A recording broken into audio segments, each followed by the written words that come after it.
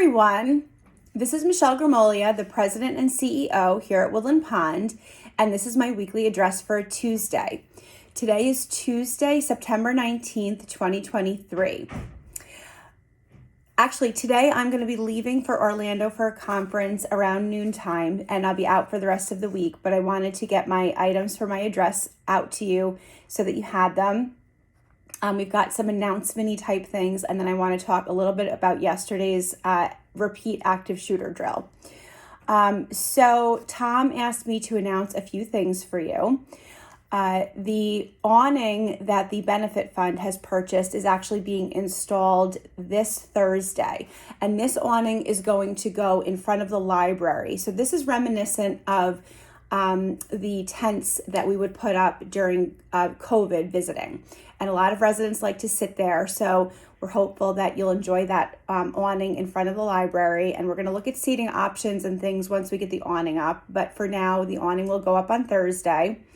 And then we also purchased awning style bike racks covers to have additional bike rack storage for the summertime.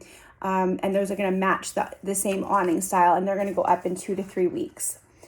The new EV electric vehicle charging stations in front of the health center are complete with the exception of one breaker.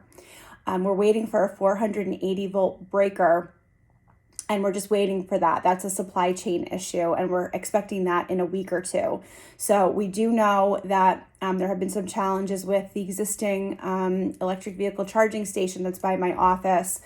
We do appreciate everyone's cooperation and patience with that. This one is actually going to be replaced once the new ones are in and done, but everything else is ready to go on those new ones. We're just waiting for this one breaker, and it's truly out of our control, but we're waiting for that one breaker to come in. The solar panels for the cottages, they are in progress. The permits are ready. We're waiting for permission from Central Hudson. This is actually similar to what's happening with the 2 duplex cottages that look like they're basically ready to roll. They're essentially just about complete. Again, that's a holdup with Central Hudson as well. So Central Hudson is hamstringing us right now on 2 projects, the solar panels on the cottages and the completion of the 2 duplexes that are primarily complete. Both have been in progress and requested months ago. So we're waiting on Central Hudson for both of those items. 2 very important dates to mark your calendars, and we'll make sure that we get this in the Chanticleer for this week. The crane day for 2 of the important components for the replacement of the heating and cooling elements for the independent living components. The crane is going to be here on the 27th and the 28th. There are residents that are going to have to be displaced for the days on the 28th, and those residents have already been contacted. On the 27th, there is going to be some service interruption in the community building. We believe that concierge is going to have to be either closed or relocated for a few hours, and some of the staff may have to work remotely that day because there are regulations for crane operators that the crane cannot be over residences or people, actually. So if you are going to be displaced on those days, you will have already been contacted. We will put announcements out about that as well, but you already would have been contacted if you are affected by that. And the kayak storage rack that the Physical Plant Committee and Tom have been working on will be completed before winter. Gretchen has asked me to just remind everyone that the 10-year anniversary for residents that are celebrating their 10-year anniversary this year is on Friday at 3 p.m. in the courtyard. And the Starlight Trio will be providing musical entertainment, and we will be providing light refreshments. All residents are invited to that. Unfortunately, I'm going to miss that because of this edition of the conference that's on my calendar. This was a last minute. I'm going as a replacement for a board member that was supposed to be attending and cannot. And last, in terms of announcement type things, Cameron has asked me to remind everyone that we do still have some of those fantastic zip-up sweatshirts and t-shirts for the Walk to End Alzheimer's. They are going to be on sale today outside of the pub from 12 to 2. and during dinner service on Thursday from 4 to 6. You can also stop by at her office anytime to purchase one of those zip-ups or t-shirts. And if you need to submit for a size that we don't have, you need to do that before Monday. Wednesday, tomorrow, very, very important to please try to attend the management Q&A. This is the last day that you're going to have an opportunity to attend an in-person meeting before the emergency exercise on October 4th and ask any questions and understand what to do to be prepared. And there will be a press release going out both to our residents and staff and family members, and also to the public at large by the end of this week on that emergency exercise. So please do try to plan to attend our management Q&A tomorrow at 1:30. Obviously, I won't be there because I'll be in Orlando, but our team will be there. Okay, the last thing that I wanted to do today was just to cover and again, do a little bit of a debrief on yesterday's active shooter or lockdown drill. We did do another one yesterday, as you know. This one was unannounced, which is how drills should happen when this is going well. And I just want to congratulate everyone.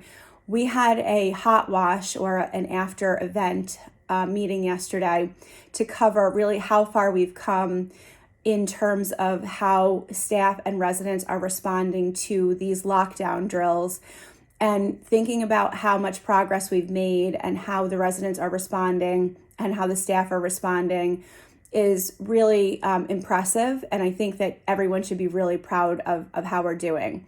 And again, I just want to remind everyone that on October 4th, it isn't necessarily going to be an active shooter situation. It will be an emergency situation, but we could be dealing with a fire type drill. We could be dealing with a pretend flood situation, an emergency power situation. We don't know what the scenario is going to be. That's to keep in mind. We do really need everyone to go about your day as usual, because the first responders are going to be here and they need people to be out and about. It's a drill. So there isn't going to be any actual threat on campus. There won't be a real flood if it's a flood situation. There won't be a fire if it's a fire drill. So we do need everyone out and about because we are training, and this is how we learn things. Same thing for the first responder. So please, on October 4th, the biggest message is to please plan to go about your day. No one is going to be trapped anywhere for hours. I know several people have expressed, I don't want to be stuck in the pool for 3 hours. I don't want to be stuck in the art studio for 3 hours. That's not what's going to happen. We do need people out and about, though, because if we don't have folks out doing their normal things, we learn nothing.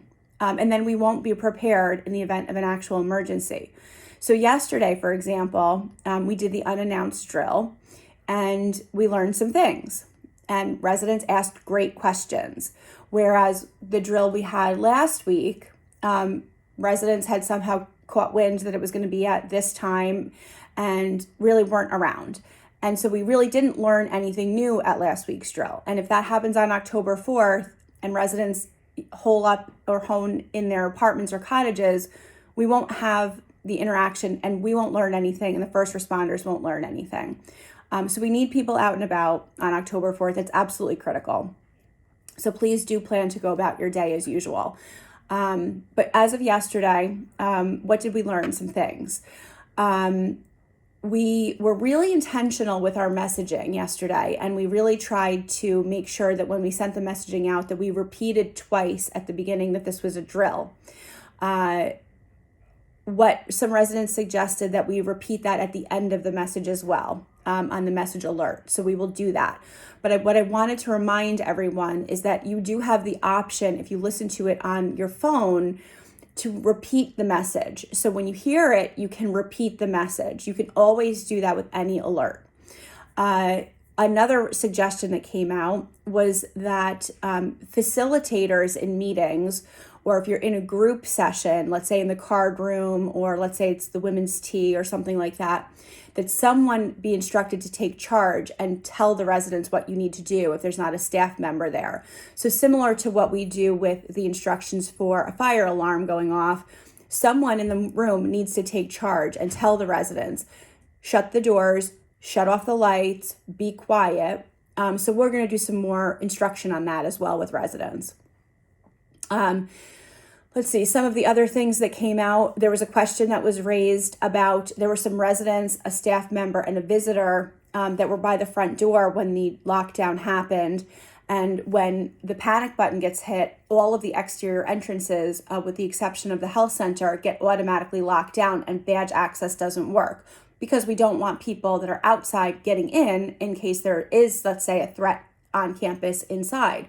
We don't want people putting themselves at risk by coming in. So the residents had asked, what do I do in that case? Am I supposed to just stand by the door? And so we have to talk about that as a team. But what my recommendation would be is not to just sit by the front door.